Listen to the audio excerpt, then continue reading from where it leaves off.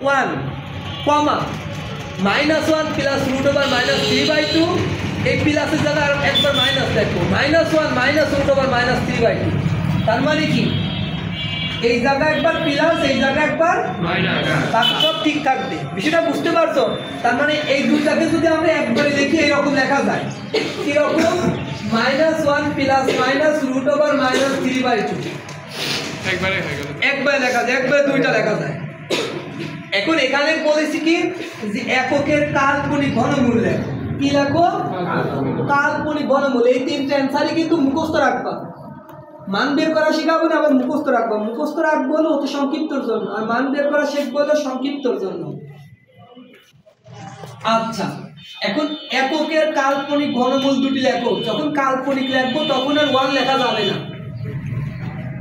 1 তো আর কাল্পনিক না কাল্পনিক মানে যার সাথে আয় আছে এখন কাল্পনিক এখন কথা হলো কাল্পনিক মানটা কিভাবে আমরা বের করব এখন কাল্পনিক মানটা বের করা শিখাচ্ছি দেখো এখানে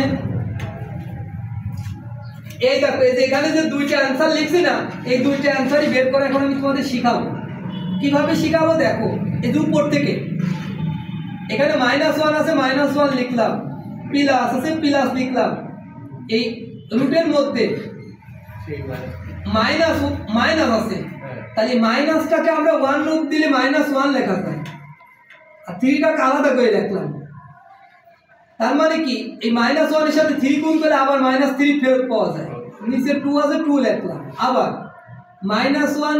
√/, এই মাইনাসটাকে আমরা -1 আকারে লিখলাম আর এই 3টাকে আলাদা করে লিখলাম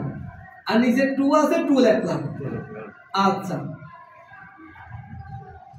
-1 আছে লিখলাম প্লাস প্লাস লিখলাম এখন উপরে আমরা জানি -1 মানে হলো i², -1 মানে কি -1 এর মান হলো i² আর এখানে 3 আছে 3 লিখলাম বাই 2 আছে 2 লিখলাম -1 √/, -1 মানে হলো i² আর 3 আছে 3 লিখলাম নিচে 2 আছে 2 লিখলাম -1 আছে লিখলাম প্লাস লিখলাম আমরা জানি হোল স্কয়ার রুট কেটে যায় তাহলে i হয় আর এই রুটটা তো 3 এর উপরে দিল √/3 থেকে যায়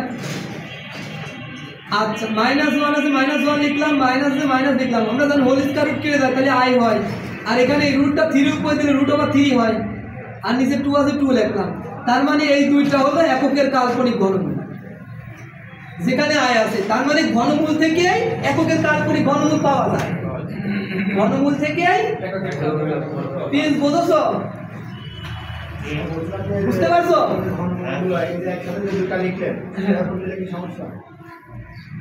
এই ঘনমূল এখানে দিলে এরকম দিলে কোনো সমস্যা নাই কিন্তু কাল্পনিক যখন লিখবা তখন আলাদা করে দিতে হবে